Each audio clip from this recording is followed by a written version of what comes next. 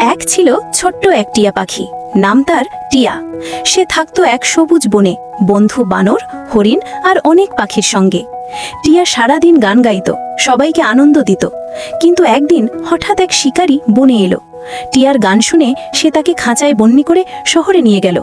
টিয়া নতুন জায়গায় গিয়ে খুব কাঁদতে লাগলো।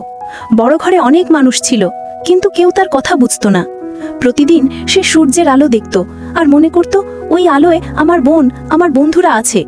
একদিন এক ছোট মেয়ে সেই খাঁচা দেখে বলল, এই পাখিটা তো দুঃখে কাঁদছে। মেয়েটি প্রতিদিন টিয়ার সাথে কথা বলতো, তাকে ফল দিত। ধীরে ধীরে টিয়া হাসতে শুরু করলো। এক সকালে মেয়েটি খাঁচার দরজা খুলে দিল।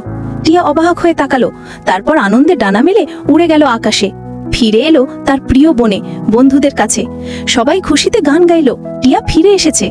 টিয়া আকাশের দিকে তাকিয়ে বলল, স্বাধীনতা, এটাই সবচেয়ে বড় সুখ।